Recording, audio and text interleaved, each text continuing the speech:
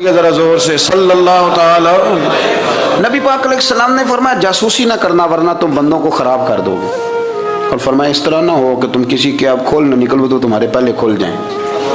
یہ جو ذوق ہے نا یہ ختم کریں، چھوڑیں. مطلب آپ کس چکر میں پڑے ہوئے ہیں؟ اتنی زیادہ توجہ کرنے کی کیا ضرورت ہے؟ اپنے کام سے کام رکھیں. اس میں بندہ تھوڑا سا نا آسان رہتا ہے. یہ جو بہت زیادہ ٹٹولنے والے لوگ ہوتے ہیں نا وہ بیچارے پھر عمر ٹٹولتے ہی گزار دیتے ہیں، اس لیے کہ مزاج ہی بہت پکا ہے. بوری کا منہ کھول کے اندر تک ہاتھ ڈالنا تو پھر کئی دفعہ سامنے سے بچھو بھی لڑ جاتا ہے، خرابی ہوتی. تو جاسوسی کی جاتی تھی. اس نے بھی جاسوس بھیجے کیونکہ قبیلوں کے لوگ تھے، کچھ مسلم کچھ کافر، پہچانے نہیں جاتے تھے لوگ. تو کچھ لوگ اس نے بھیجے، انہوں نے آ کے نا تحقیق کی، ریسرچ کری کہ آخر ماجرا کیا ہے. تو واپس جا کے انہوں نے رپورٹ دی نا روم کے بادشاہ کو. اس رپورٹ کا ایک جملہ بڑا شاندار ہے. وہ کہنے لگا بادشاہ ہمیں مسلمانوں کی کوئی سمجھ نہیں آئی، ہمیں کوئی سمجھ نہیں آئی. انہوں نے کہا کیوں نہیں سمجھ آئی؟ کہنے لگے یار عجیب بندے ہیں، جب رات مصلے پہ بیٹھتے ہیں تو یوں لگتا ہے ان کا دنیا سے رشتہ ہی کوئی نہیں، کوئی کسی کو نہیں جانتا. کوئی اپنے دکھ سنا کے رو رہا ہے، کوئی اپنی بات کر کے رو رہا ہے. لگتا ہے کہ ان کا کوئی رشتہ ہے ہی نہیں جب مصلے پہ بیٹھتے ہیں. اور فرمایا جب سویرے یہ جہاد کرنے نکلتے ہیں تو لگتا ہے ان سے زیادہ دلیر ہی کوئی نہیں. حالانکہ جو مسلوں پہ رونے دھونے کے لوگ ہوتے ہیں وہ کئی دفعہ جہاد میں کام نہیں کرتے، لیکن عجیب لوگ ہیں کہ رات کے راہب ہیں، دن کے مجاہد ہیں، کوئی سمجھ نہیں آتی. میرے عزیز، ان لوگوں نے مسلح آباد کر کے رکھا، تلاوتیں ان کا ذوق رہی، منظر روز پڑھنا، اسباق پڑھنا، وظائف پڑھنا، یہ ان کا ذوق رہا. اعلیٰ حضرت بریلوی رحمت اللہ نے 1000 کتاب لکھی ہے، لیکن الوظیفۃ الکریمہ کے نام سے جو وہ صبح و شام وظائف پڑھتے تھے وہ الگ انہوں نے ان کو بیان کیا. پابندی کے ساتھ اپنی اللہ اللہ کرتے تھے. شیخ شہاب الدین سہروردی رحمت اللہ علیہ، اس پر ایک بندے نے اعتراض کیا. اس نے کہا جی آپ کس قسم کے صوفی ہیں، مرید بیٹھے ہیں اور آپ وہاں نفل پڑھ رہے ہیں؟ یہ بھی بڑا مسئلہ ہوتا ہے نا. جو بندہ ملنے آتا ہے وہ اپنے ٹائم کے حساب سے آتا ہے، اور اس کا یہ بھی خیال ہوتا ہے کہ پیر صاحب جو ہیں وہ چونکہ درویش ہیں تو نہ انہیں روٹی کھانی چاہیے نہ سونا چاہیے، چونکہ وہ درویش ہیں. اور ہم چونکہ درویشوں کے ماننے والے ہیں لہذا ہمارا یہ طریقہ ہونا چاہیے کہ جیسے ہم کہیں درویش ویسے ہی کر جائے. حالانکہ اس کو آپ درویش کہیں گے آپ اس کی مانیں گے، آپ منوائیں گے نہیں. ہمارا مزاج ہوتا ہے. شیخ شہاب الدین پر لوگوں نے اعتراض کی، حضور لوگ ملنے آئے ہیں، زیارت کرنے آئے ہیں، یہ بندے دعا کرانے آئے ہیں، اللہ اللہ کرانے آئے اور آپ نفل پڑھ رہے ہیں. کیا جملہ ہے، کیا حسن ہے، کیا خوبصورتی ہے. فرمانے لگے رب رسول سے مانگنے کے لیے مصلی بچھایا ہے، اگر وہاں سے مانگوں گا نہیں تو تمہیں دوں گا کیا؟ پہلے مجھے کچھ لے تو لینے دو، اگر میرے پلے کچھ ہے ہوگی تو آگے دوں گا نا. تو میں مانگنے گیا تھا کہ یا اللہ دے، تیرے بندے لینے آئے ہیں، دے تو میں کچھ لوں گا تو آگے دوں گا نا. لیکن ہمارا یہ سٹیٹس، یہ مزاج، یہ شعور نہیں ہے. گپیں، کہانیاں، داستانیں، گفتگو، خطابت، واز، کیا بات. لیکن اگر کچھ کرنے کا کام ہو تو انہی ہم سے ہوتا. میرے نبی کریم علیہ الصلوۃ والسلام نے مصلی سے دل لگانے کا درس دیا.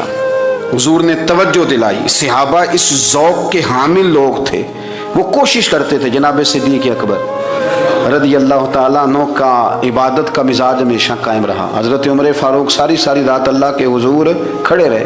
حضرت عثمان غنی رضی اللہ تعالیٰ عنہ عشاء کی نماز پڑھ کے 2 رکعتوں کی نیت باندھتے تھے، 15 سپارے پہلی رکعت میں پڑھ دیتے تھے اور 15 سپارے قرآن مجید کے دوسری رکعت میں پڑھ دیتے تھے. آپ نے نا حضرت عمر فاروق کے وصال کے بعد ان کی ایک بیوہ سے نکاح کیا.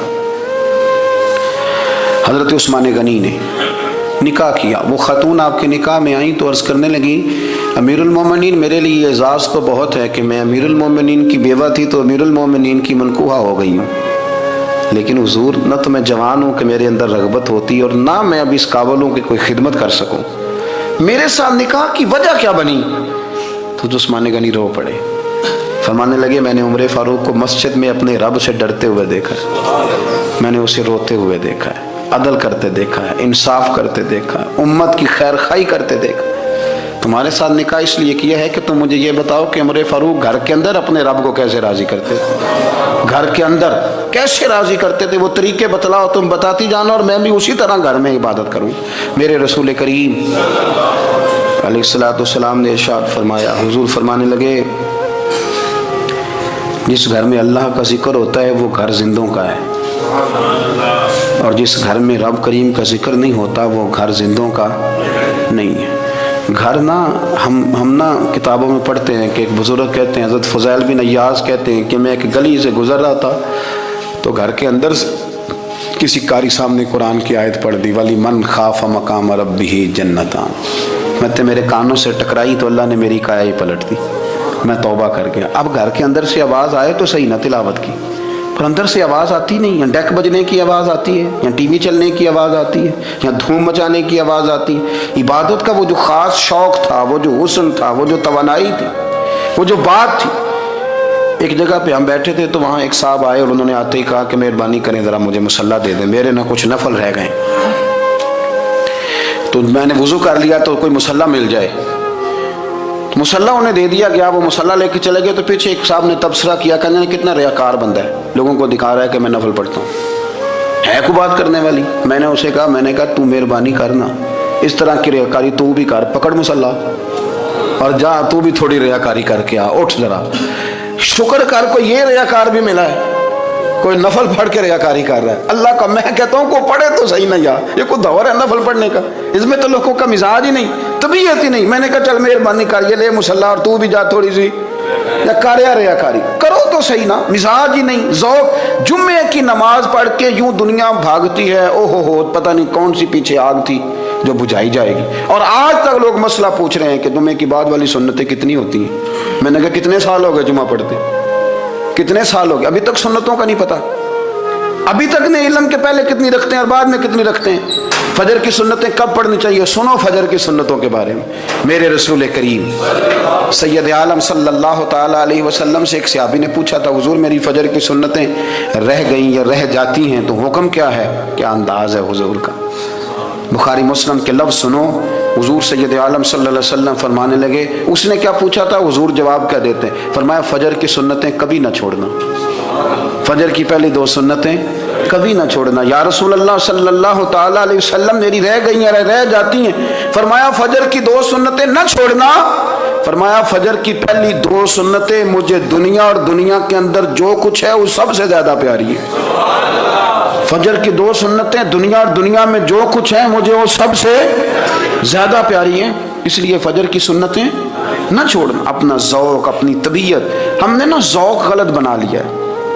اگر 20 بندے کہہ بھی دیں گے تو نے بڑی شاندار تلاوت کیا تو کیا اس سے بنے گا، 100 بندہ کہہ بھی دے تیری کیا بات ہے، کیا بات ہے نعت خاں کی، کیا بات ہے علامہ صاحب کی، پیر صاحب کی، پیر مہر علی شاہ صاحب رحمۃ اللہ علیہ۔ آپ تشریف فرما تھے تو آپ کے ایک ہی بیٹے بابو جی جن کو کہا جاتا ہے،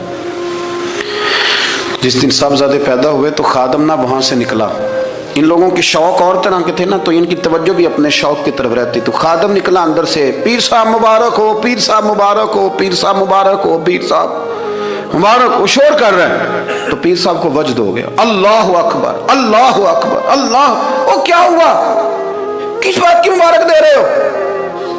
عرض کی حضور اللہ نے بیٹا دیے۔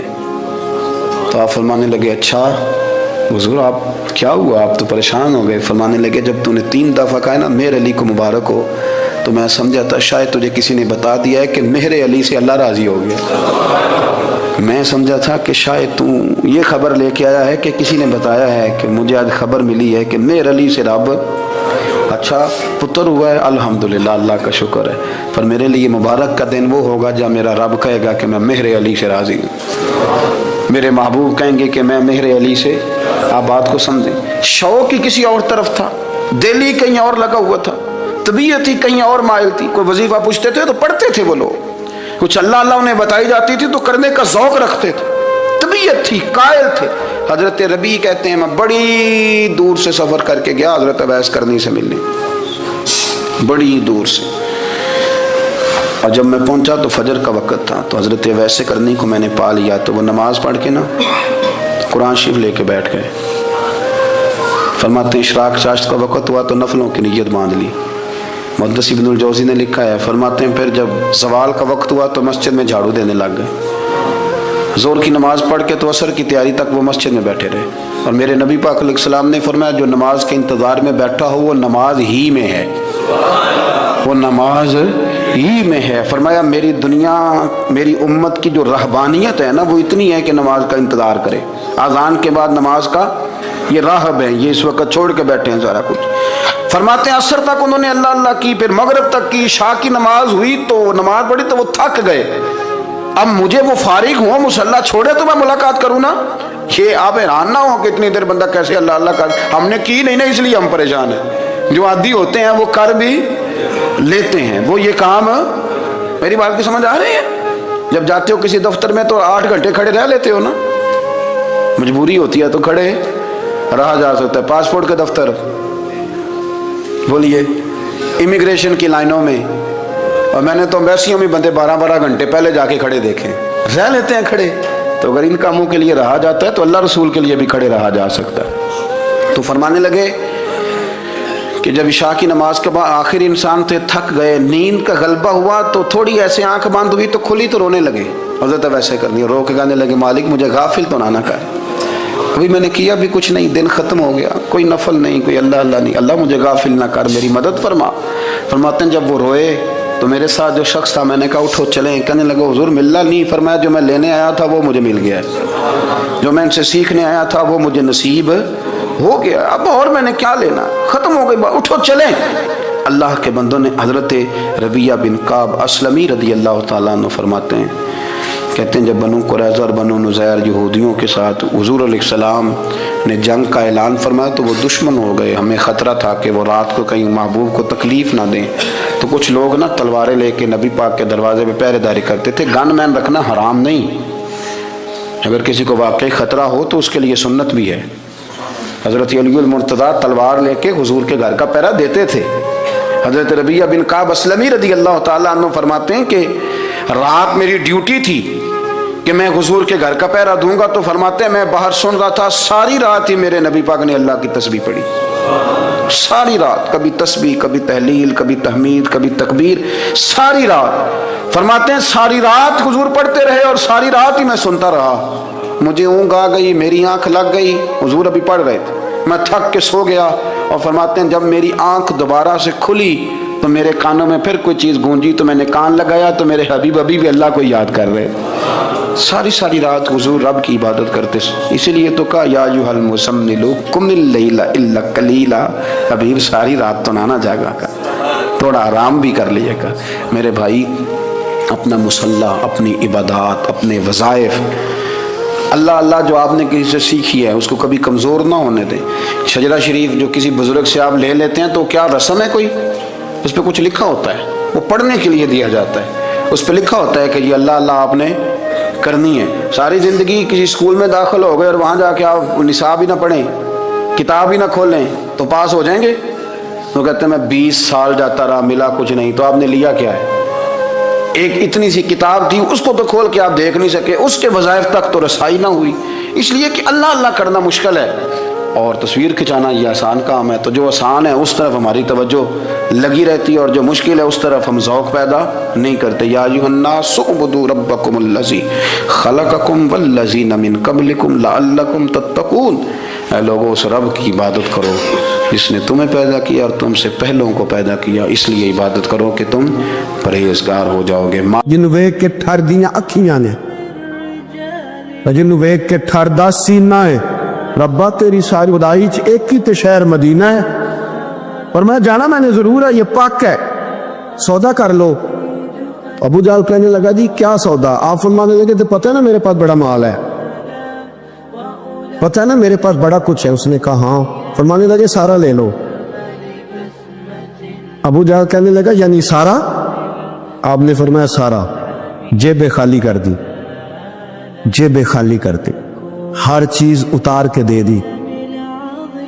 گھوڑے پہ جو کجاوا تھا نا وہ بھی اتار کے دے دیا. حضرت صہیب ابن سنان کہتے ہیں میں سارا کچھ دے کے نا، سارا کچھ دے کے، سارا کچھ دے مدینے پہنچا. رسول کریم کی زیارت ہوئی.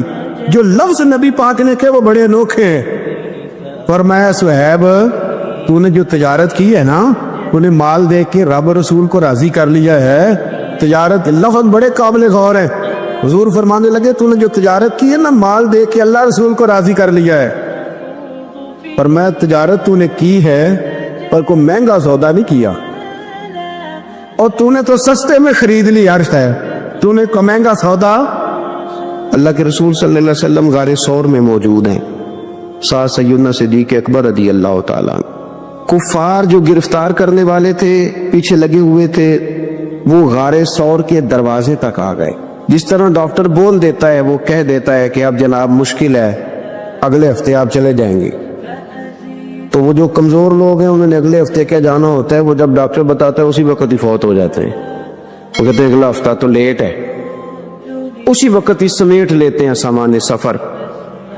اور کچھ لوگ ایسے تھے، ڈاکٹر نے کہا کہ جناب آپ کی رپورٹس بتاتی ہیں کہ آپ بہت جلدی چلے جائیں گے، تو انہوں نے کہا جناب آپ جو کہہ رہے ہیں اپنے علم کے مطابق کہہ رہے ہیں، پر ہونا تو وہ ہے جو میرا رب کریم چاہے گا۔ یہ وہ جذبات ہیں جو ہمیں رسول کریم علیہ السلام نے عطا فرمائے۔ دیکھو حضرت ابوبکر صدیق رضی اللہ تعالیٰ عنہ کے ساتھ حضور غار ثور میں موجود ہے۔ کفار جو گرفتار کرنے والے ہیں وہ دروازے تک آ گئے، بالکل دروازے تک، اور جناب صدیق اکبر رضی اللہ تعالیٰ عنہ ان کو دیکھ کر تھوڑا سا گھبرائے، اپنے لیے نہیں، ذات مصطفیٰ کے لیے گھبرائے، کہیں حضور کو کوئی تکلیف نہ پہنچائے، تھوڑا گھبرائے۔ یا رسول اللہ وہ تو قریب آ گئے، اور اگر انہوں نے پیروں کی جانب جھک کر دیکھا تو وہ تو ہمیں دیکھ لیں گے۔ بالکل سرانے پہنچ گئے، یہ آ گئے، کھڑے ہو گئے، اور درمیان میں پردہ کیا ہے؟ مکڑی کا جالا، اور مکڑی کا جالا پھونک سے بھی اڑ جاتا ہے، تو مکڑی کا جالا بیچ میں، حضور وہ تو پہنچ گئے، ذرا جھک کر کے دیکھیں گے تو وہ تو ہمیں پکڑ لیں گے۔ اب یہ وقت تربیت ہے، اور وہ تربیت جو محبوب نے اپنے اس عظیم صحابی کی فرمائی، اس تربیت کو میرے رب کریم نے قرآن مجید میں بیان فرمایا۔ حضور فرماتے ہیں، رب فرماتا ہے کہ فرمایا محبوب نے، فرمایا لا تحزن، ابو بکر گھبرانا۔ یہ ایک موقع ہوتا ہے جب انسان کو گھیر لیتی ہیں مشکلات چاروں جانب سے، اور جو بھی آتا ہے وہ اسے مایوس ہی کرتا ہے، لیکن حالات کے سہمے ہوئے لوگوں کو بتا دو حالات بدل جاتے ہیں، ایک جیسے نہیں رہتے۔ کہا لا تحزن، ابو بکر گھبرانا، کیوں؟ ہماری فوجیں آ کے انہیں پکڑ لیں گی، یا اندر ہمارے پاس کوئی ایسا اسلحہ موجود ہے کہ ہم ان پر چھوڑ دیں گے تو یہ مر جائیں گے۔ لا تحزن، ابو بکر گھبرائیے مت۔ کیوں نہ گھبرائیے؟ اس لیے کہ ان اللہ معنا، بے شک اللہ ہمارے ساتھ ہے۔ جن کے ساتھ رب ہو انہیں گھبرانا نہیں چاہیے۔ انہیں گھبرانا، یہ جو مسلح کی قوت ہوتی ہے، یہ دعا کی طاقت ہوتی ہے، دعا صلاح المومن، یہ جو قوت ہوتی ہے انسان کے پاس، یہ جو اس کے پاس ہتھیار ہوتا ہے کہ آج رات منا لوں گا میرا رب کرم فرما دے گا، یہ جو اس کے پاس قوت ہوتی ہے یہ اسے کمزور نہیں پڑنے دیتی، اسے طاقتور رکھتی۔ تو حضور نے افکار کے اندر یہ حسن پیدا کیا، لوگوں کو بتلایا کہ بجائے اس کے کہ تم کوئی چور رستہ تلاش کرو، کوئی سیاست کرنے کی کوشش کرو، تم کوئی ایسی راہ اختیار کرو جو تمہیں محسوس ہو کہ درست نہیں ہے، اس رستے نہ چلو، بلکہ تم اپنے رب کو منانے والے رستے پہ چلو۔ اور ترمذی شریف میں حدیث ہے، حضرت انس بن مالک رضی اللہ تعالیٰ عنہ فرمانے لگے کہ کریم محبوب علیہ السلام فرماتے ہیں کہ اپنے دکھڑے دنیا داروں کو نہ بتانا، سیٹھوں، نوابوں، چودھریوں، چاولوسی کرنے کی ضرورت کوئی نہیں، اپنے دکھڑے دنیا داروں کو نہ بتانا ورنہ اللہ تمہیں کبھی غنی نہیں فرمائے گا۔ فرمایا اپنے دکھ اپنے رب کریم کی بارگاہ میں عرض کرنا، جلدی یا دیر سے اللہ تمہیں لوگوں سے بے نیاز کر دے گا۔ تربیت فرمائی۔ ہم لوگوں نے تیزی سے اپنے آپ کو کمزور کیا ہے، توجہ کا مرکز دنیا دار۔ وہ اکبر الہآبادی نے کہا تھا کہ مصیبت میں بھی اب یاد خدا ہم کو نہیں آتی، دعا منہ سے نہ نکلی جیبوں سے عرضیاں نکلی۔ اب بھی نہ لوگ درخواستیں جمع کراتے ہیں، دعائیں نہیں کرتے۔ تو بھائی ایک تو یہ کہ توحید باری تعالیٰ کے بارے میں اصل نظریات، افکار کا حسن، پاکیزگی، اور آپ کا اپنے رب کی جانب پورا توجہ کرنا۔ ہمارے ہاں اب تو خیر کرامتیں فیس بک پہ آتی ہیں اور لوگ اس کا سوال بھی بڑا تگڑا کر کے کرتے ہیں، اور جو بچے چھوٹے موٹے ہماری طرح طالب علم ہوتے ہیں، کچھ کتابیں پڑھنے والے دین کے، وہ کئی دفعہ الجھ جاتے ہیں کہ اب اس کو ٹیلی کیسے کریں، ساتھ کیسے جوڑیں، ایسی کرامتیں، اور کرامت بیان کرنا بھی لوگوں نے ذمہ داری سمجھ لیا ہے، حالانکہ جڑے محرم راز حقیقت دے وہ تے راز حقیقت کھول دے ہی نہیں، اے جنہ ویکھیا نہیں وہ کرن گلاں، جنہ ویکھ لیا ہو تے بول دے ہی نہیں، تو بات ہی نہیں کرتے۔ تو کرامت نا جوڑ جاڑ کے نا کہیں فٹ کی جاتی ہے۔ آپ کو بخاری مسلم میں حدیث ملے گی، کوئی بھی ایسی اوہام پرستی، کوئی بھی ایسا نظریہ، کوئی بھی ایسی بات جو ذہن کو منتشر کرے، یعنی ابھی تک لوگ کہہ دیتے ہیں ہمارے کہ وہ کالی بلی رستہ کاٹ گئی تھی، تو معاملہ بڑا، میں ملتان شریف پہنچا تو مجھے وہاں ایک میرے سنگی کہنے لگے، بڑا پرانا ان سے ربط ہے، کہنے لگے کہ میں نے آج نہ تجربہ کیا ہے، ویسے واقعی کالی بلی رستہ کاٹی ہے تو مشکل ہو گئی ہے۔ میں نے انہیں کہا کہ آپ کا تجربہ سجدہ صاحب کا محتاج ہے، آپ کو دوبارہ سے تجربہ کرنا چاہیے، خدا کے بندے کالی بلی رستہ کاٹ جائے تو مشکل ہوتی ہے، تو میرا تو سارے رستے، کئی کالی گاڑیاں رستہ کاٹ گئی ہیں، اب کیا کیا جائے؟ ایک کمزوری ہے، افکار میں کمزوری نہیں پیدا کریں، کچا پن نہ پیدا کریں، آپ مضبوطی لائیں۔ بخاری مسلم میں آپ کو حدیث ملے گی، سرور کائنات علیہ السلام کے صاحبزادے جناب ابراہیم علیہ السلام وصال فرما گئے، اور کیفیت یہ تھی کہ انہوں نے حضور کی مقدس گود میں آخری سانس لیا، داڑھی مبارک محبوب کی آنسوؤں سے بھر گئی۔ حضرت انس کہتے ہیں عرض کی یا رسول اللہ آپ بھی آنسو بہاتے ہیں؟ فرمایا میرا بیٹا گیا ہے تو آنسو نکل آئے ہیں، ورنہ میری زبان پہ وہی جاری ہے جس سے میرا رب راضی ہوتا ہے۔ اسی دن نا، جس دن سرکار کے صاحبزادے کا وصال ہوا، اسی دن سورج کو گرہن ہو گیا۔ کچھ لوگوں نے بات جوڑ دی، کہنے لگے کہ آج چونکہ حضور سید عالم علیہ السلام کے صاحبزادے کا وصال ہو گیا ہے تو آج دیکھو سورج کو بھی گرہن ہو گیا ہے۔ بات جوڑ دی، غم کی کیفیت تھی، سرکار کی مقدس داڑھی آنسوں سے بھری ہوئی تھی، حالات کا تقاضا اور اس کی سمت کچھ اور تھی۔ حضور نے جمعے کا انتظار نہیں فرمایا، فرمایا بلاؤ لوگوں کو مسجد میں۔ لوگ جمع ہو گئے اور صحابہ فرماتے ہیں ہمارے خیال میں یہ تھا کہ یہ موقع نہیں تھا، آج نہ جہاد کے لیے کو حکم آنا ہے، کس مقصد کے لیے حضور نے طلب فرمایا، لیکن جب ہم گئے اتنا ضروری کام ہے نظریات کا صاف ہونا، اللہ کے محبوب نے لوگوں کو اسی دن بلا کے فرمایا لوگوں سنو، سورج اور چاند کو جب گرہن لگے تو استغفار پڑھا کرو، تسبیحات کیا کرو، نوافل ادا کیا کرو، اللہ کے حضور حاضر ہوا کرو۔ فرمایا یہ سورج اور چاند کو جب گرہن لگے تو یہ اللہ کی نشانیوں میں سے نشانی ہوتا ہے، کسی بندے کے دنیا سے جانے کا اس کے ساتھ کوئی تعلق نہیں۔ تم نے اپنے ذہن کو ٹھیک رکھنا، افکار کو ٹھیک رکھنا، کسی بھی قسم کی تم نے اوہام پرستی کا شکار نہیں ہو، مضبوط رہیں، مضبوط رہیں، اٹھ باندھ کمر کیوں ڈرتا ہے، پھر دیکھو خدا کیا کرتا ہے۔ آپ مضبوط رہیں، جب مضبوط رہیں گے تو انشاءاللہ توانائی اللہ کی طرف سے عطا کر دی جائے گی۔ دوسری بات، نبی پاک صلی اللہ تعالی علیہ وسلم نے نا تمام انبیاء کرام علیہم السلام کے بارے میں لوگوں کے ذہنوں کی اصلاح کی۔ آپ کبھی قرآن حکیم کا مطالعہ فرمائیں، احادیث مبارکہ کو پڑھیں تو میرے محبوب کریم کی شان یہ ہے کہ حضور نا انبیاء کی شانیں بیان کرتے۔ حضرت موسیٰ کلیم اللہ ہیں، کس نے ہمیں بتایا؟ قرآن و حدیث نے بتایا، شانیں بیان کی نبیوں کی، عظمتیں بیان کی۔ حضرت ابراہیم خلیل اللہ ہے، یہ ہمیں قرآن نے بتایا، حضور نے بتایا، لیکن ساتھ ہمیں یہ بھی بتایا کہ ہیں یہ اللہ کے بندے، ہیں یہ اللہ کے رسول۔ نبی پاک صلی اللہ تعالی علیہ وسلم نے افکار اور نظریات انبیاء کے بارے میں لوگوں کے درست فرمائے۔ مجموع الزوائد میں حضرت مولا علی شیر خدا رضی اللہ تعالیٰ عنہ کی حدیث مروی ہے، ایک بدو آ گیا حضور کی بارگاہ میں کچھ مانگنے کے لیے۔ مولا کائنات رضی اللہ تعالیٰ عنہ فرماتے ہیں سرکار جب کسی بات کا جواب نہ دینا چاہتے تھے تو خاموش ہو جاتے تھے، کچھ دیر خاموش رہتے تھے، اور حضور کا خاموش رہنا بھی ہمارے محدثین نے محفوظ کیا ہے۔ اقسام حدیث میں سے ایک حدیث ہے جسے حدیث تقریری کہا جاتا ہے۔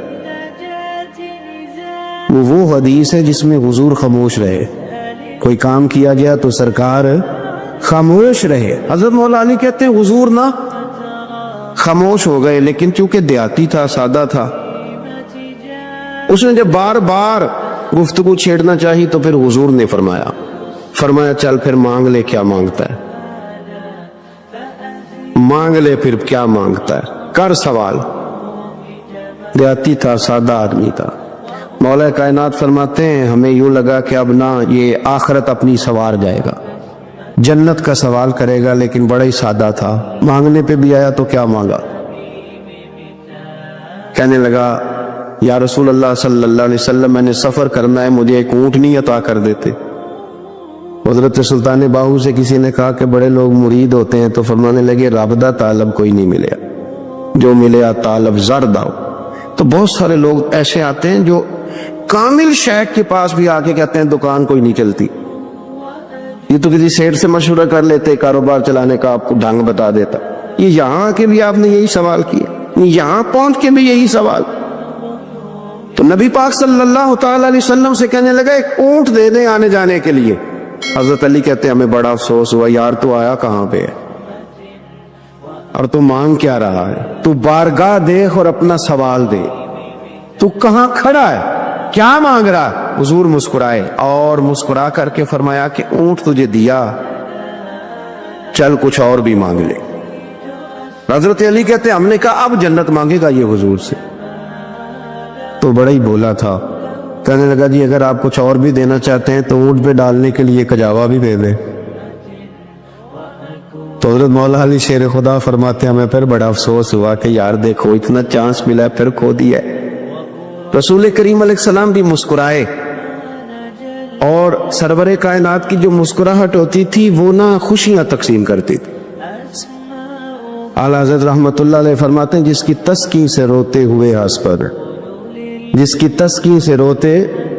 اب یہاں سوال پیدا ہوتا تھا کہ پھر اس مسکراہٹ کے لیے تو انتظار کرنا پڑتا ہوگا کہ حضور مسکرائیں تو روتے ہوئے ہنسیں، تو اگلا شعر بھی ہے اور جواب بھی ہے۔ فرمانے لگے جس کی تسکین سے روتے ہوئے ہنس پڑیں، اس تبسم کی عادت پہ لاکھوں سلام۔ یہ تو عادت ہے حضور کی، یہ تو عادت ہے مسکراتے رہنا۔ تو حضور بھی زیر لب مسکرائے۔ تیسری دفعہ میرے کریم نے پھر فرمایا چل مانگ لے کچھ، تجھے ایک چانس اور دیتے ہیں۔ پر مولا کائنات فرماتے ہیں بڑا ہی بھولا تھا، تیسرا چانس ملا، گویا گولڈن چانس ملا، لیکن پھر بھی وہیں کا وہیں رہ گیا۔ کہنے لگا ٹھیک ہے اگر آپ کچھ اور بھی دینا چاہتے ہیں تو میرا سفر لمبا ہے، آنے جانے کا خرچہ بھی دے دے۔ اللہ اکبر۔ اب حضور عقائد کی بابت بتانے لگے کہ رسالت کے بارے میں، محبوب کے بارے میں عقیدہ کیسا ہونا چاہیے۔ تو حضور علیہ السلام فرمانے لگے تجھ سے تو وہ بنی اسرائیل کی بڑھیا ہی اچھی تھی۔ یا رسول اللہ صلی اللہ علیہ وسلم کون سی؟ تو حضور فرمانے لگے جناب موسیٰ علیہ السلام کو حکم ہوا ہجرت کریں، تو آپ جانے لگے، تو پھر ارشاد خداوندی ہوا کہ جہاں حضرت یوسف علیہ السلام مدفون ہے، آپ کا مزار پر انوار ہے، اگر آپ کو جانا ہے تو پھر ان کے تابوت کو بھی آپ نکال کر کے ساتھ لے جائیں۔ حضرت سیدنا موسیٰ علیہ السلام نے لوگوں سے پوچھا تمہیں پتہ ہے جناب یوسف کا مزار کہاں ہے؟ کسی کو نہیں پتا۔ ایک بوڑھی اماں ہے ضعیف العمر، اس کو خبر ہے۔ حضرت موسیٰ علیہ السلام نے اس سے کہا اماں تو بتائے گی کہ حضرت یوسف کا مزار کہاں ہے؟ تو کہنے لگی بتاؤں گی پر مفت نہیں بتاؤں گی۔ یہ حضور بیان کر رہے، بتاؤں گی پر فری میں نہیں بتاؤں گی، میں نہ مفت تھوڑی بتاؤں گی۔ فرمایا چل تو اپنی قیمت بتا بتانے کی۔ تو کہنے لگی میں اس شرط پہ جناب یوسف کے مزار کا پتہ بتاؤں گی کہ آپ مجھے جنت میں وہ والا گھر دیں گے جس کے پڑوسی جناب موسیٰ علیہ السلام ہو۔ آپ کے پڑوس میں گھر چاہیے، تجھ سے تجھی کو مانگ کے میں نے مانگ لی ساری کائنات، وہ والا مکان چاہیے جس کے پڑوسی آپ ہو۔ تو حضرت موسیٰ کلیم فرمانے لگے اماں چل جنت مانگ، تو نبیوں کے قریب مکان مانگ رہی ہے، وہ تو بڑا اونچا درجہ ہوگا، تم بڑی دور پہنچ گئی، اتنی بڑی سوسائٹی میں پلاٹ مانگ لیے۔ وہاں پہنچ گئی تو بوڑھی کہنے لگی ٹھیک ہے پھر اگر یہ معاملہ ہے تو پھر ختم ہو گئی بات، اگر آپ نہیں بتاتے تو جائے میں بھی نہیں پتہ بتاتی۔ یا وہ اڑ گئی، ٹھہر گئی، اور اڑی بھی کس طرح، یہ بھی میرے اللہ کی توفیق، میری طلب بھی تو تیرے کرم کا صدقہ ہے، میری طلب بھی تو تیرے کرم کا صدقہ ہے، یہ پاؤں اٹھتے نہیں بلکہ یہ اٹھائے جاتے ہیں۔ تو وہ کہنے لگی میں نہیں پھر بتاتی، آپ کسی اور سے پوچھ لیں۔ جناب موسیٰ خاموش ہوئے تو ارشاد خدا بندی ہوا، کلیم اپنے پڑوس میں مکان دینے کا وعدہ آپ کر لیں اور مکان انہیں میں عطا کر دوں گا۔ تو حضور سید عالم صلی اللہ تعالی علیہ وسلم نے اس بدو کی موجودگی میں تربیت فرمائی صحابہ کی، یہ چیزیں بھی حضور نے عطا فرمائی، امت کو درس دیا، ایک وقت 24 گھنٹوں میں ایسا لایا کر جس میں تو اپنے رب کو دکھڑے سنائے، جس میں تو دعائیں مانگے، جس میں تو عرض و نیاز کرے، جس میں تو اپنے گناہوں کی معافی چاہے۔ اعلیٰ حضرت کے والد گرامی سے کسی نے پوچھا، مولانا نقی علی خان صاحب سے، کہ حضرت جی فرعون 500 سال ہی حکومت کر گیا، 500 سال ہی حکومت کر گیا، اللہ کا مقابلہ کرنے والا پکا کافر بے ایمان۔ تو آپ فرمانے لگے ملا رومی کی وہ کتاب پڑھو مثنوی، جس میں انہوں نے لکھا ہے کہ جب ساری دنیا سو جاتی تھی تو فرعون اٹھ کے مصلے پہ بیٹھتا تھا، کہتا تھا یا اللہ معاف کر دے، رب تو ہی ہے، گنہگار بڑاؤں پر مہربانی کر۔ روز معافیاں مانگتا تھا تو رب کریم کی قدرت نے مہلت دی کہ روز توبہ کرتا ہے، چلو ایک دن سچی بھی کاری جائے تو اچھا ہے، اللہ نے مہلت دی۔ اور میرے بھائی اگر تو روز رات مصلے پہ بیٹھے تو تجھے مہلت ملے، عذاب نہ آئے۔ اگر تو اپنے رب کے ساتھ تنہائی کرے تو اللہ تجھے مہلت دے، سزا نہ دے۔ لیکن ہم یہ وقت نکالتے ہی نہیں، اللہ کے ساتھ میت کا ہمارا مزاج ہی نہیں۔ ترمذی شریف میں نبی پاک علیہ السلام نے فرمایا دنیا داروں کو دکھڑے نہ سنایا کر، مالداروں کے سامنے رونے نہ رویا کر، یہ تجھے کیا دے سکتے۔ تو اٹھ کے جائے گا تو کہیں گے محنت کرتا نہیں، روز مانگنے آ جاتا ہے۔ دنیا داروں کو دکھڑے نہ سنا، اور میں دکھ سنا تو اپنے رب کو سنا، اللہ والوں کو سنا، اللہ کے نبی کو سنا۔ اس سے مراد یہ سارے کہا دکھڑے اپنے رب کو سنا۔ اگر تو اپنے رب کو دکھڑے سنائے گا تو تھوڑی دیر ضرور ہوگی، لیکن ایک دن ایسا ضرور آئے گا، میرے مصطفیٰ کریم فرماتے ہیں رب تجھے دنیا سے بے نیاز کر کے مالا مال فرما دے گا۔ دھوکے کا مزاج نہ بنا، کینچی لے کے نہ گھوم کے کیسے جیب کاٹ سکتی، اللہ کو دکھڑے سنا۔ حضرت عائشہ عرض کرنے لگی حضور چلے یہ تو سمجھ آ گئی، لیکن بارش مجھ پہ پڑی آپ پہ پڑی نہیں، تو کہا عائشہ تم نے اوڑا کیا تھا؟ کہا حضور آپ کی طامت، فرمایا بارش کوئی نہیں تھی، جب تو نے میری طامت لی تو خدا کی رحمتیں تم پر برسنے لگ گئی۔ تو حضور کے وجود سے لگی ہوئی چیز کوئی اوڑھ لے تو رحمت برستی ہے، تو میرے نبی کی مسجد چومنے سے کیوں رحمت نہیں برستی؟ جالی چومنے سے کیوں نہیں برستی؟ جہاں جہاں حضور رکے، جہاں جہاں نبی پاک ٹھہرے، وہاں جانے سے کرم کیوں نہیں ہوتا؟ تو عزیزو یاد رکھو، رمضان میں ایک ڈیوٹی آپ نے یہ کرنی ہے کہ عبادت کو وقت دے، ٹائم نکالے۔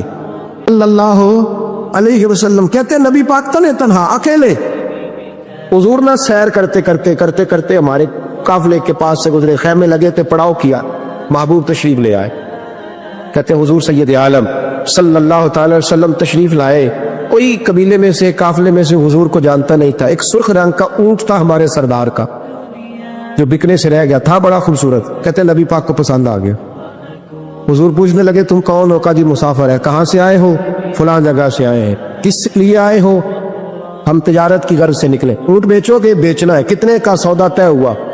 اس نے کہا اتنے لینے، حضور نے کہا اتنے دینے ہیں، بات طے ہو گئی۔ کہتے ہیں لگام حضور نے پکڑی اور فرمانے لگے وہ سامنے میرا شہر ہے جس کا نام مدینہ، وہ میرا شہر ہے، میں ابھی مدینے جاتا ہوں، اپنے غلام کو بیچتا ہوں اور تمہیں آ کے نہ قیمت دے جاتا ہے۔ محبوب گھوڑے کی لگام تھا، اونٹ کی لگام تھا میں، نکیل تھا میں، اونٹ تھا سرخ رنگ کا۔ حضور لے کے جب نکلے نا، تھوڑا سا چند قدم آگے گئے تو ان میں سے ایک شخص بولا، کہنے لگا سردار آپ سیانے لوگ ہیں، سمجھدار ہیں، اس شخص کا نام پوچھا آپ نے؟ قبیلہ پوچھا ہے؟ ایڈریس کا پتہ ہے؟ پتہ ہے کہاں رہتا ہے؟ اتنا قیمتی اونٹ دے دیا۔ وہ سردار بھی کہنے لگا، سارے کہنے لگے یار ان کی باتوں میں اتنی لذت تھی، ان کی گفتار و رفتار اتنی باوقار تھی، مزیدار تھی کہ ہوش ہی کوئی نہیں رہا۔ بھئی ہم پرانے تاجر ہیں, کبھی اس طرح کا سودا کیا ہی نہیں جس طرح کا آج ہو گیا. اوہو واقعی کچھ نہیں یاد رہا, کوئی سمجھ نہیں آئی. وہ ابھی نظر آ رہے ایک آدمی, دوڑ کے جاؤ, دوڑ کے, اور جا کر کے نا ان سے کہو, بڑی جائز بات ہے, وہ ناراض بھی نہیں ہوں گے. ان سے ایک شخص کہو کہ بھئی اونٹ دے جاؤ, پیسے لے آنا اور اپنا مال لے جانا, دوڑ کے جاؤ. ایک شخص دوڑنے لگا تو سردار کی بیوی خیمے کے اندر تھی, پردے کے پیچھے سے بولی, کہنے لگی خبردار کوئی پیچھے نہ جائے, اگر پیسے مل گئے تو ٹھیک ہے, نہ ملے تو میں دے دوں, کوئی پیچھے نہ, کوئی نہ جائے پیچھے. سردار کہنے لگا تو جانتی ہے؟ کہنے لگی نہیں. کا گارنٹی کیوں دے رہی ہے؟ تو کہنے لگی تم نے ان کا چہرہ نہیں دیکھا, تم تو سودے کر رہے تھے, میں پردے کے پیچھے سے دیکھ رہی تھی. پیر مہر علی شاہ صاحب کو کسی نے کہا تھا نبی پاک کا حلیہ بیان کرے, بتائے حضور کے کان مبارک کیسے تھے, آنکھیں کیسی تھی, ناک مبارک کیسی تھی, بینی مبارک کیسی تھی. تو پیر مہر علی شاہ صاحب کہنے لگے کوئی مثل نہیں ڈھولن دی. کہنے لگے مجھ سے نہیں بیان ہوتا حضور کا حلیہ, کوئی مثل نہیں ڈھولن دی, تو چپ کر مہر علی, ایتھے جا لیو بولن دی, بس کر, تو بیان کر سکتا ہے اتنی طاقت. اعلیٰ حضرت نے کہا لم یاتی نذیر کپی ناظرن مثلے تو نشد, پید آ جانا. حضور مثال تو تب آپ کی بنے گی نا, کوئی آپ کی طرح کا پیدا تو ہوگا, تبھی مثال بنے گی, تو جب ہوا ہی نہیں تو مثال کیسے بنے گی. کہنے لگی کوئی نہ جائے, نہ پیسے آئے تو میں دے دوں گی. میں تو پردے کے پیچھے سے دیکھ رہی تھی, ان کے چہرے کا وقار دیکھا, ان کی آنکھوں کی روشنی دیکھی, ان کے لفظوں کا حسن دیکھا. تم 50 باتیں کرتے تھے, وہ ایک جواب دیتے, اور گنے چنے لفظ بولتے تھے. ان کی سادگی کا وقار دیکھا. جانے دو, نہ پیسے آئے تو میں دوں گی. کہتے حضور گئے, تھوڑی دیر کے بعد ایک کالے رنگ کا حبشی غلام آیا, پیسے بھی پکڑے اور اپنی چادر میں نا کھجورے باندھ کے تو پیچھے ڈالی ہوئی. اور دیہاتی لوگ پیچھے نہیں ڈال لیتے, کھجورے ڈال کے پیچھے. کہتے وہ آئے اور ان کے نہانے کا انداز بھی بڑا نرالا تھا. کہتے وہ جھومتے جھومتے اللہ کا ذکر کرتے, اللہ الصمد کرتے پہنچ گئے, اور آگے کہنے لگے تم سے میرے نبی نے اونٹ خریدا, تم سے؟ کہا ہم سے خریدا ہے. کہنے لگے یہ تمہارے پیسے, اور پھر چادر کھول کے صحرا پہ بچھا دی. کہنے لگے یہ تمہارے پیسے, اور کھجورے کھاؤ, میرے نبی نے تحفہ بھیجا ہے, کھاؤ, حضور نے تحفہ بھیجا ہے. تو وہ سردار کی بیوی اوٹ ہٹا کے کہنے لگی, اور کالے رنگ کے حبشی غلام, انہیں کھجوریں کھلا, اور مجھے اس عزت والی ماں کا نام بتا جس کے گھر میں ایسا لال پیدا ہوا. انہیں کھجوریں کھلا, اور مجھے اس عظمت والے باپ کا نام بتا جس کے گھر میں ایسا پھول کھلا ہے. وہ قبیلہ تو بتا تو صحیح, وہ کون تھے. 2 گھڑیاں رکے ہیں, پر خوشبوئی پھیل گئی ہے, رنگ ہی بدل گیا, تار کوئی مثل نہ ڈھولن دی. تو چپ کر مہر علی, ایتھے جا نہیں بولن دی. ایک روایت میری نظر سے گزری, اور کیا ہی انداز ہے امام زرقانی نے لکھی. ایک صحابی ہیں حضرت ابو قرصافہ رضی اللہ تعالیٰ, حضرت ابو قرصافہ رضی اللہ تعالیٰ عنہ فرماتے میں چھوٹا تھا, میری اماں اور میری خالہ مجھے ساتھ لے گئی. میں نے کہا کہاں جانا ہے؟ کہنے لگے آؤ نبی پاک کا کلمہ پڑھنے جانا ہے.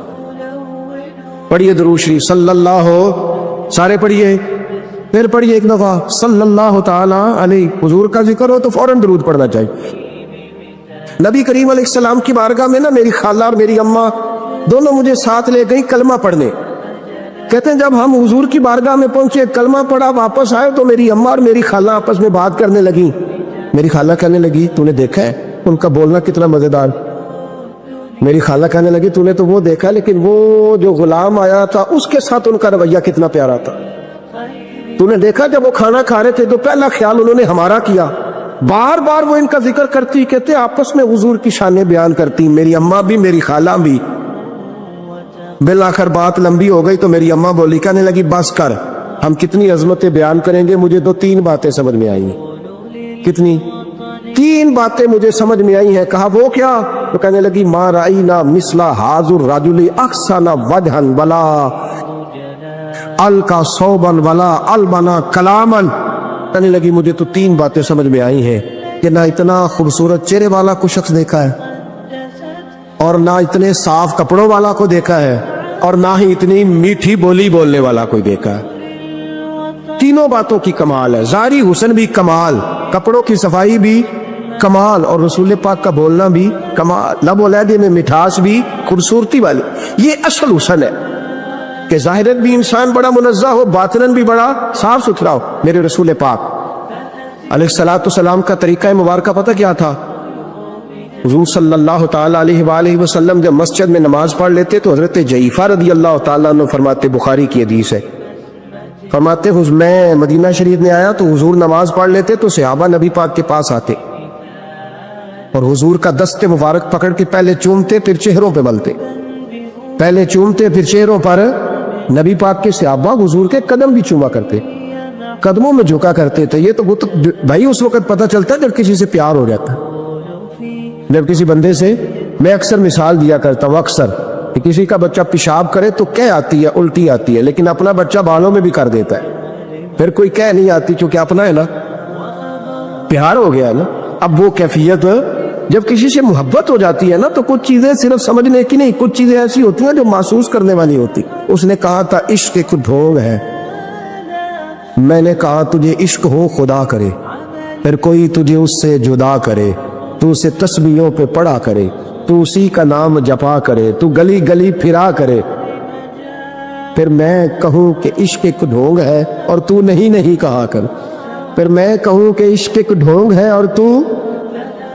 اس نے کہا تھا عشق ایک ڈھونگ ہے تو میں نے کہا تجھے عشق ہو خدا کرے.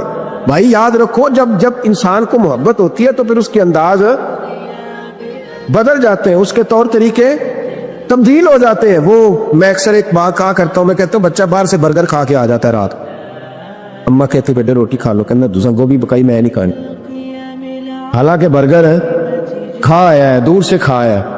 تو اماں اس کو کہتی ہے پھر میں سوئیاں نہ بنا دو تھوڑی سی اپنے بیٹے کو، فٹافٹ چاول نہ تجھے ابال دوں، ساتھ میں باریک دال بنا دیتی. کہتا نہیں میری مرضی کا پکاتے ہی نہیں، میں نے نہیں کھا. ایسے اب ابا جو ہے نا، ابا وہ اماں کو سمجھا رہا، کہتا چھٹ پر بھوک لگے گی تو آپ ہی کھا لے گا، تو نہ ایڈی ٹینشن ہے، ایمی پہ تینوں ستاندہ ہے. اماں کیا کہتی ہے؟ کہتی نہیں مجھے نیند نہیں آئی، کہ کھائے گا تو سکون آئے گا.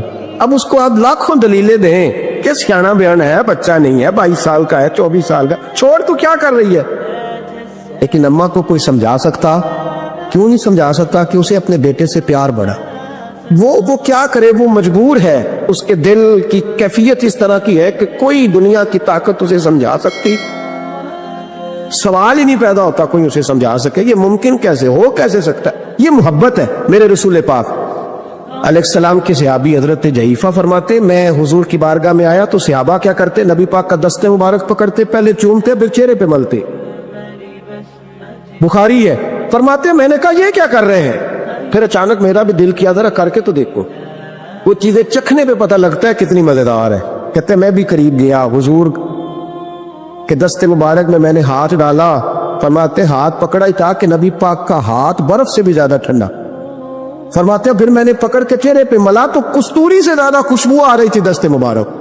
فرماتے اب میرا چھوڑنے کو دل ہی نہیں کر رہا، اب میری طبیعت نہیں مان رہی تھی. میرے نبی کریم علیہ السلام اللہ کی دلیل ہے، ہر پاکیزگی، ہر حسن، ہر کیف اللہ نے اپنے رسول کو عطا فرمایا. دنیا کی جتنی غلاظتیں تھیں جب کوئی حضور کے قریب جاتا تھا تو ساری غلاظتیں دور ہو جاتی. کما ارسلنا فیکم رسولا منکم یتلو علیکم آیاتنا ویزکیکم. اللہ فرماتے ہیں میرے محبوب تم پر میری آیتیں پڑھیں گے اور تمہیں پاک فرما دے، تمہاری ساری ناپاکیاں نبی پاک دور کر دے، ہر غلاظت تم سے دور ہٹ جائے. ایک صحابی ہے حضرت شیبہ بن عثمان رضی اللہ تعالی عنہ، وہ کہتے ہیں میرے والد کو اور میرے چچا کو مسلمانوں نے احد میں قتل کر دیا تھا. میرے دل میں بڑا غصہ تھا، بڑا جلال تھا کہ کبھی مجھے موقع ملے تو میں بدلہ لوں گا. کہتے ہیں فتح مکہ کے بعد نبی پاک علیہ السلام حوازن کی جنگ کے لیے نکلے. مجھے پتا چلا حضور جا رہے ہیں تو میرے اندر شعلے بھڑک رہے تھے انتقام کے. روز میں منصوبہ بندی کرتا، پلاننگ کرتا کہ کسی طریقے سے میں ان تک پہنچوں گا اور بدلہ لوں گا. کہتے ہیں نبی کریم علیہ السلام نہ حوازن کے لیے پہنچ چکے تھے. فرماتے ہیں میں بھی جنگ میں جا کے شریک ہو گیا اور میں نے طریقہ اس طرح کا اختیار کیا کہ کسی طریقے میں حضور تک پہنچ جاؤں. سمجھ آ رہی ہے میری بات کی؟ نبی کریم علیہ السلام تک کسی طریقے پہنچ جاؤں. فرماتے ہیں لڑتے لڑتے، لڑائی کے دو طریقے ہوتے تھے. کبھی تو ایسے ہوتا تھا کہ ایک دو آدمی مل کے آپس میں لڑتے تھے، پھر گمسان کا رن پڑتا تھا. गंभीर हो जाती थी जंग, समझ नहीं आती थी तीर कहां से आया, नेज़ा कहां से आया। फरमाते जब गुमसान का रन पड़ा ना, मुझे मौका मिल गया, मैं हुजूर के करीब पहुंच गया। हज़रत शहबा बिन उस्मान रज़ी अल्लाह तआला अन्हु कहते जब मैं पहुंच गया तो मैंने ना देखा कि अब हुजूर के करीब करीब लोग नहीं हैं। फरमाते मैंने ना फौरन तलवार उठाई, तलवार उठा के मैं हुजूर को माज़ अल्लाह शहीद करने ही लगा था, एक नूर चमका हुजूर के साथ। बड़ी दुरूद सल्लल्लाहु अलैहि वसल्लम कहते हैं एक नूर चमका, इतनी तेजी थी उस नूर में कि मेरी आंखें बंद हो गई, मेरे हाथ से तलवार गिर गई, आंखें चुंधा गई मेरी। फरमाते तलवार मेरे हाथ से छूट गई। अब जब वो रोशनी मदम हुई ना तो मैंने देखा नबी पाक सामने खड़े मुस्कुरा रहे हैं। आपने मैंने कर दी, आपने सुन ली, जरा देखो तो सही, जो तलवार लहराए उसे देख के भी कभी को मुस्कुराया है? जिसने तलवार ही लहरा दी, जो शहीद करने ही लगा था, पहुंच गया था। लेकिन ये इखलाक मेरे रसूल पाक का सल्लल्लाहु आला हज़रत फाज़िल बरेलवी का एक शेर मैंने पढ़ा। कई कुछ चीजें ऐसी होती हैं जो बस ना वो आती तो सामने है, लेकिन वो इतना लुत्फ दे जाती है कि ठंडा हो जाता है मिजाज। रात को मैं शेर पढ़ रहा था आला हज़रत का फाज़िल बरेलवी रहमत, और मैंने शेर पढ़ा तो मुझे अच्छा लगा सुनाना। एक दोस्त को मैंने फोन किया, मैंने कहा यार जरा शेर तो सुन ले, ये पहली दफा नजर से गुजरा है, अभी सीधा सादा, लेकिन रूह तक उतर गया। आला हज़रत फरमाने लगे नबी पाक के बारे में, फरमाने लगे सीधी सीधी रवश पर करोड़ों दुरूद, सीधी सीधी रवश पर बिल्कुल सीधी है हुजूर की बातें, किसी पेचीदगी की जरूरत नहीं। कहने लगे सीधी सीधी रवश पर करोड़ों दुरूद, सादी सादी तबीयत पे लाखों सलाम, लाखों सलाम मेरे नबी करीम सल्लल्लाहु अलैहि वसल्लम मुझे देख के मुस्कुराए। और फरमाया जब हुजूर मुस्कुराए ना तो मैं नबी करीम अलैहिस्सलातु सलाम को देख के हैरान हुआ कि मैंने तलवार तानी थी और हुजूर ने मुस्कुराना शुरू किया। फरमाते अब हुजूर ने मुझे बुलाया, आवाज के साथ नहीं बुलाया, हुजूर ने इशारा किया यूं करके, फरमाया इधर आओ ना। फरमाते मुझे अब ये भी समझ नहीं आई कि किसने मुझे उठा के हुजूर के करीब कर दिया। फरमाते मैं नबी करीम के करीब गया तो हुजूर ने मेरे दिल पर 3 थपकियां दी, एक थप्पड़ होता है, एक थपकी होती। कहते हुजूर ने 3 थपकियां दी और दी भी मेरे दिल पर, एक फिर 2 फिर 3। कहते पहली थपकी दी तो मेरे अंदर से कुफर निकल गए, दूसरी थपकी दी तो मेरे अंदर ईमान दाखिल हो गए, और तीसरी थपकी जब नबी पाक अलैहिस्सलाम ने दी तो मुझे हर चीज से बढ़कर रसूलुल्लाह से प्यार हो गया, मुहब्बत हो गई नबी करीम से। आप फरमाते अब हुजूर ने ना फौरन मेरे हाथ में तलवार थमाई, और मैं पहले तू हमारे खिलाफ लड़ रहा था, तलवार पकड़ अब हमारी तरफ से लड़, तलवार पकड़ और लड़। आप फरमाते मैं इतना लड़ा कि जो हुजूर का दुश्मन सामने आता मैं गला काट देता, जो आता मैं उसके टुकड़े कर देता। फरमाते पहले मैं बाप का बदला लेने आया था, और अब मेरा ये हाल है कि अगर मेरा बाप भी सामने आएगा तो मैं उसका भी गला काट दूंगा, लेकिन हुजूर के करीब किसी को जाने नहीं दूंगा। हज़रत शहबा बिन उस्मान कहते हैं जंग खत्म हो गई, हुजूर खैमे में गए, मैं भी गया। अब नबी पाक लोगों से बातें कर रहे, हुजूर लोगों से बातें कर रहे, मैं एक कोने में बैठा सोच रहा हूं कि मैं तो बदला लेने आया था, ये मेरे साथ हुआ क्या। हुजूर लोगों से बातें करते जा रहे हैं, मैं सोचता जा रहा हूं कि मैं तो इंतकाम लेने आया, ये क्या मामला हुआ। कहते महबूब ने अचानक मेरी तरफ नजर उठाई और फरमाने लगे शहबा एक इरादा तूने किया था जो गलत था, और एक इरादा मेरे रब ने किया है और तेरे ऊपर फजल फरमा दिया है। फरमाते हुजूर ने अब मुझसे फरमाया कोई ख्वाहिश हो तो बताओ, मांग लो कुछ मांगना है तो। मैंने अर्ज़ की या रसूलल्लाह मेरी बख्शिश की दुआ कर, बड़ा मेरा खौफनाक माजी है, मैं इस्लाम का बड़ा दुश्मन रहा। कहते मैंने दुआ के लिए कहा और हुजूर फिर दूसरे लोगों से बातें करने लगा, कभी उससे कभी उससे कभी उससे। मैं सोचने लगा कि मेरी बात का कोई जवाब ही नहीं आया। जब तो 3 बार मैंने सोचा तो मेरे करीम ने फिर तवज्जो मेरी जानिब की और फरमाया तूने बख्शिश की दुआ का कहा था, मैंने सुन लिया है, रब करीम ने तेरी बख्शिश फरमा दी है, अल्लाह ने तुझे बख्श दिया है, तेरी खताएं रब करीम ने माफ कर दी। नबी पाक के दस्ते मुबारक की बरकत मैं आपको सैकड़ों लोग दिखाता हूं, सैकड़ों लोग, बड़े दावे से कह रहा हूं, 2 4 5 नहीं, सैकड़ों लोग इन्होंने परदेश जाके मेहनत की, कमाइयां की, लेकिन अपने देश में मस्जिद बनाई तो लोगों को कहा कि अल्लामा साहब, कारी साहब, पीर साहब, मैं पैसे सारे दूंगा पर मेरा नाम ना ले लो। मैंने कहा मैं सैकड़ों लोग दिखाता हूँ, सैकड़ों लोग, मेहनत की, जद्दोजहद की, कोशिश की। ये स्टेज पे बैठते मेरी तरह के वो लोग जो पीर साहब, सूफी साहब, अल्लामा साहब होते हैं, लेकिन मैं सैकड़ों लोगों को जानता हूँ जो महफिल का इश्तिहार अपने हाथों से लगाते, महफिल वाले दिन झाड़ू भी देते, लोगों को पैगाम भी देते। उनका इश्तिहार पे भी नाम कोई नहीं, नकीब ने भी नाम नहीं लिया, वो स्टेज पे भी नहीं बैठे। लेकिन जब महफिल सज जाती है, जब दुनिया आ जाती है, जब रसूल पाक का जिक्र कुरूज पकड़ता है, तो वो दूर खड़े होकर कह रहे कितनी अच्छी हो गई है मेरी महफिल, कितनी अच्छी हो गई है मेरी महफिल। न किसी पीर ने नाम लिया, न किसी मौलवी ने लिया, न किसी नकीब ने लिया, न किसी नात खां ने लिया, पर ओ मेरे नबी की महफिल सजाने वालों, तुम्हारा नाम किसी ने नहीं लिया, तुम्हारी फोटो नहीं आई, तुम्हारा इश्तिहार पे नंबर नहीं लिखा गया, पर जिस रसूल के लिए तुमने ये काम किया उस नबी को सारा ही पता है। वो हबीब जानते हैं, वो जानते हैं, उन्हें खबर है कि ये वो मेरा दीवाना है जो लोगों को दावतें देते, आओ मैंने रसूल पाक की महफिल सजानी, आओ आओ। आप यकीन करें, लोग हाथ बांध के कहते हैं हजरत जी टाइम दे दें, दिल करता है जिक्र सरकार सजाया जाए। मेरे भाई याद रखो, फरोगे मोहब्बत की बात करो, पैगाम मोहब्बत की बात करो, मोहब्बत की बोली बोलो, मोहब्बत का तज़किरा करो, लोगों की अच्छाइयों का जिक्र करो, खूबियों का बयान करो, छोड़ो छोड़ो नफरतें, छोड़ो छोड़ो अदावतें, आओ वापस लौट आए। बुखारी मुस्लिम पढ़ो, मेरे नबी पाक अलैहिस्सलाम ने फरमाया अपना एक भाई अपने घर से चला था अपने दूसरे भाई को मिलने। एक तो है सहाबी का प्यार, एक तो है अहले बैत का प्यार, एक अल्लाह के वली का प्यार। अपने घर से चला था वो अपने एक भाई से मिलने, बुखारी मुस्लिम है। हुजूर फरमाते हैं कि रास्ते में उसे फरिश्ता मिला इंसानी शक्ल में। लोग तो रोज सफर करते हैं पर फरिश्ते नहीं आते, अल्लाह ने फरिश्ता भेजा इंसानी शक्ल में। किधर जा रहे हो मियाँ? कहने लगा अपने भाई से मिलने जा रहा हूँ। कहा उसका तेरे ऊपर कोई एहसान है? उसने कहा नहीं। तो क्यों मिलने जा रहे हो? सुनना हो यारो, ये मेरी बात नहीं, ये मदीने वाले रसूल की जुबान अतहर से निकला है। फरमाया कहाँ जा रहे हो? उसने कहा मैं जा रहा हूँ भाई से मिलने, कोई एहसान है? कोई नहीं। कोई लेन देन का मामला है? कोई नहीं। क्यों मिलने जा रहे हो? क्यों? तो कहने लगा इसलिए मिलने जा रहा हूँ कि वो भी अल्लाह का हदरा है, मैं रब का बंदा समझ के, अल्लाह का बंदा समझ।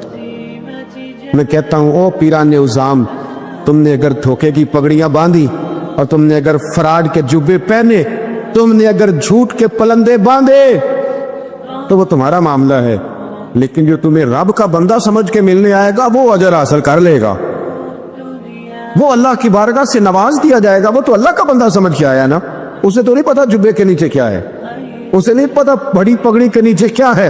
मदीने वाले महबूब फरमाने लगे वो फरिश्ता आया और आकर के उससे कहने लगा अल्लाह की रिजा के लिए मिलने जा रहे हो? उसने कहा, कहने लगा सुनो फिर मैं इंसान नहीं, मैं फरिश्ता हूं, मुझे रब ने भेजा है।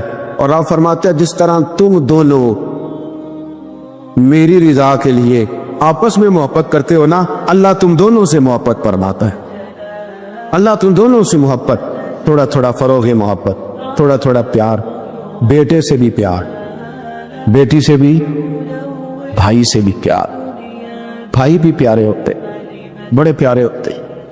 ये भाई भाइयों दियां बाहां होंदे, कभी सगे भाई से भी प्यार, कभी किसी दोस्त से भी प्यार। अम्मा के पैरों तले भी जन्नत है, लेकिन बाप भी जवानी लुटा देता है।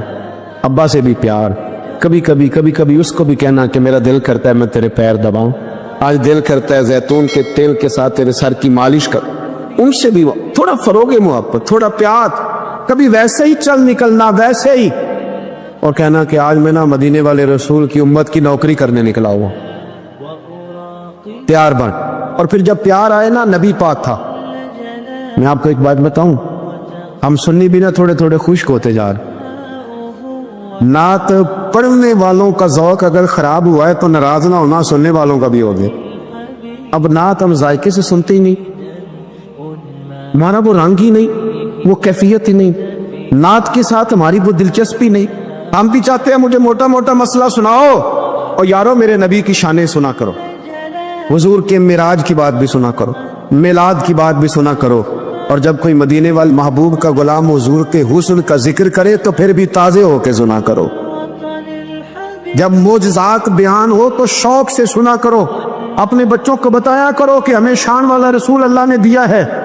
نبی پاک کے حسن کا، جمال کا، اخلاق کا، کردار کا، ہنسنے کا، بولنے کا، بات کرنے کا، بانٹنے کا، سخاوت کا، عطا کا، کرم کا، جمال کا، فیض کا، غلاموں سے پیار کرنے کا، کسی کو نوازنے کا. میرے رسول پاک علیہ السلام کا یہ تذکرہ یاد کرو، یہ لوگوں کو سنایا کرو. لوگوں کو بتایا کرو کہ جب وہ آمنہ کی گود میں تھے تو پھر بھی بڑے پیارے تھے، جب حلیمہ کے بیڑے میں تھے پھر بھی بڑے پیارے تھے، جب وہ معراج پہ گئے تو پھر بھی بڑی شان تھی، جب سیدہ خدیجہ الکبریٰ کے بستر نور پہ تھے پھر بھی بڑی شان والے تھے. لوگوں کو بتایا کرو کہ مدینے والے رسول جب سیدہ عائشہ سے باتیں کرتے تھے کرم تب بھی بڑا تھا، اور جب حضور غار ثور میں تھے شان تب بھی بڑی تھی، جب بدر میں آئے تو دلیر تب بھی بڑے تھے، جب احد میں آئے تو درد تب بھی بڑا تھا. اور لوگوں کو بتایا کرو کہ ہر نظر کانپ اٹھے کہ محشر کے دن خوف سے ہر کلیجہ دہل جائے گا، اوڑھ کر کالی کملی وہ آ جائیں گے اور پھر سارے محشر کا نقشہ بدل جائے. اوڑھ کر کالی کملی وہ آ جائیں گے. اور اعلیٰ حضرت فرماتے ہیں، دیکھو اعلیٰ حضرت کیا کہتے ہیں، فاضل بریلوی فرماتے ہیں، کاش محشر میں جب ان کی آمد ہو، کہتا ہے میرا دل کرتا ہے سب نے ہاتھ باندھے ہوئے، کاش محشر میں جب ان کی آمد ہو اور بھیجے سب ان کی شوکت پہ لاکھوں سلام. حضرت ابو خزامہ یہ وہ واحد صحابی ہے جو گواہی ایک دے تو دو لکھی جاتی ہے. حضرت ابو خزامہ کہتے ہیں نبی پاک صلی اللہ علیہ وسلم نے نا گھوڑا خریدا ایک یہودی سے. ذرا محبت کی بات دیکھو، حضور تھے یا وہ یہودی تھا؟ سیاستہ میں حدیث. تو نبی پاک صلی اللہ علیہ وسلم گھر چلے گئے، فرمایا پیسے لا کے دیتا ہوں. پیچھے سے یہودیوں نے کہا تو نے سستا بیچ دیا ہے. نبی پاک پیسے لے کر کے آئے تو حضور نے کہا پیسے رکھو گھوڑا دو. کہنے لگا کون سا گھوڑا، کیسا گھوڑا؟ انہوں نے تو بیچے نہیں. کی آخی جائے جڑا مر جائے یا مکر جائے وہ دا کوئی حل ہے. اس نے کہا کون سا گھوڑا؟ حضور نے فرمایا گھوڑا تو نے بیچا، میں نے خریدا، پیسے رکھ. کہنے لگا کوئی گواہ ہے تو دے. ایک بندہ بھی کہہ دے. اب گواہی کون دے؟ وہاں تو تھا ہی کوئی نہیں. رش لگ گیا، اپنے بیگانے سب جمع ہو گئے. حضرت ابو خزامہ پیچھے کھڑے تھے، دونوں ہاتھ اونچے کر دیے. کہنے لگے سونیا میں گواہی دیتے، میں دیتا ہوں نا گواہی، میں دیتا ہوں گواہی. جب بات کر دی تو یہودی کی بات پوری ہو گئی. نبی پاک صلی اللہ تعالی وسلم نے پیسے دیے، گھوڑا لیا، سب لوگ چلے گئے. چونکہ اس نے کہا تھا ایک بندہ کہہ دے تو دے دیتا ہوں. حضور نے سیدنا بلال حبشی سے کہا گھوڑا لے دا گھر. اور شارحین نے لکھا ہے، شارحین نے، کہ نبی پاک نا لوگ چلے گئے تو حضور نے نا حضرت خزامہ کے یوں گلے میں ہاتھ ڈالا اور حضور ساتھ ساتھ جل رہے، ساتھ ساتھ، اور مسکرا کے فرمانے لگے یار تو نے تو دیکھا ہی نہیں تھا، اور گواہی کیسے دے دی؟ تو تے تھا ہی نہیں. گواہی نہ علماں وچ پھسا سانو، تو یار دی گل سنا سانو. او تے علم دا سکہ نہیں چلدا جتھے عشق قرآن دا ڈیرا ہے. نبی پاک صلی اللہ علیہ وسلم نے فرمایا ابو خزامہ تو تھا ہی نہیں، تو گواہی کیسے دے دی؟ چلتے چلتے کہا. جناب ابو خزامہ ٹھہر گئے، حضور پہ رک گئے، غور سے سرکار کا چہرہ دیکھا، عرض کرنے لگے سونیا کیا کہا؟ میں وہاں تھا نہیں، میں نے دیکھا نہیں تو گواہی دے دی. کیا جملہ ہے، کیا شان ہے، کیا ایمان ہے، کیا قوت ہے. عرض کرنے لگے یا رسول اللہ میں نے تو رب بھی نہیں دیکھا، میں نے کو دیکھا. تو نے کہا وہ ہے تو میں نے کہا ہے، تو نے کہا مالک ہے تو میں نے کہا وہ مالک ہے، تو نے کہا خالق ہے تو میں نے کہا وہ خالق ہے، تو نے کہا اس نے تجھے پیدا کیا ہے تو میں نے کہا ٹھیک ہو گیا، تو نے کہا سجدہ کر تو میں نے کیا، تو نے کہا اس کا ذکر کر تو میں نے کیا، تو نے کہا یہ اس کی کتاب ہے پڑھ تو میں نے پڑھی. تو جب تیرے کہنے پہ میں اتنی بڑی شے مان گیا ہوں تو گھوڑا تو چیز ہی کوئی نہیں، اتنی بڑی شے جو مان گیا ہوں تو گھوڑا پیچھے رہ جائے. سر سے لے کر پاؤں تک تنویر ہی تنویر ہے، جیسے منہ سے بولتی قرآن کی تفسیر ہے. سوچتی تو ہوگی دنیا مصطفیٰ کو دیکھ کر وہ مصور کیسا ہوگا جس کی یہ تصویر ہے. آپ ذرا ماننے کا رنگ دیکھیں، آپ ذرا غلاموں کے ماننے کا، آپ ذرا انداز تو دیکھیں نا غلاموں کے مان. نبی پاک صلی اللہ علیہ وسلم نے کہتے سوڑیا میں نے کو رب دیکھا ہے؟ آپ نے کہا ہے تو میں نے کہا इतनी बड़ी शय मान। अब हुजूर ने क्या कहा, ऐसे नहीं कहते, ये नहीं फरमाया, इस तरह नहीं करते, ये नहीं फरमाया। नबी पाक ने ना बाजू पकड़ा। हजरत अबू खुजैमा रज़ियल्लाहु ताला अन्हु ने ना, वो कभी जीत जाता था ना हमारा खिलाड़ी, तो उसका बाजू पकड़ के ऊंचा करते थे। तो नबी पाक ने हजरत अबू खुजैमा का बाजू पकड़ के ऊंचा किया। मैं सुनो मेरे यारो, जहां गवाही की जरूरत पड़े 2 बंदे चाहिए, पर जहां मेरा अबू खुजैमा आ जाए ना, एक की गवाही 2 के बराबर, एक की गवाही 2 के बराबर। मेरे भाई, महबूब की मोहब्बत कोई मामूली बात है? रसूल पाक का प्यार आप इसको हल्की बात जानते हैं? सुनो, यहाँ लोग कह देते हैं मैंने इतने साल लगाए गुलामी में। हजरत सुहैब इब्ने सन्नान, हजरत सुहैब इब्ने सन्नान रूमी मक्के से निकले मदीने जाने के लिए। अबू जाल ने रोक लिया, कहने लगे नहीं जाने दे। आप फरमाने लगे कि सौदा करते हो मेरे साथ? हमने कहा वो क्या? फरमाया तुम्हें पता है ना मैं बड़ा मालदार आदमी हूं। हमने कहा जी हाँ। फरमाने लगे मदीने मैंने जाना है, मैंने ठान ले ली। वो सुना था कि आस्ताना यार दूर है, पर हमने ये ठान ली थी कि जाना जरूर है। और मौकूफ तूर पर ही नहीं, जलवाए दीद कुछ होश उड़ गए जहां पर वहीं कोहे तूर है। एक बार हजरत मूसा अलैहिस्सलाम को अल्लाह ताला ने बुलाया। अल्लाह ने कहा कि कोहे तूर, एक बड़ा पहाड़ पर आओ, मैं तुमसे बात करूंगा। हजरत मूसा अलैहिस्सलाम अकेले पहाड़ पर चढ़ गए। जब वह ऊपर पहुंचे तो अचानक एक बहुत तेज नूर चमका। यह नूर अल्लाह की जलाल का बहुत छोटा सा हिस्सा था। नूर इतना तेज था कि पहाड़ हिलने लगा और टूट गया, और हजरत मूसा अलैहिस्सलाम बेहोश होकर गिर पड़े।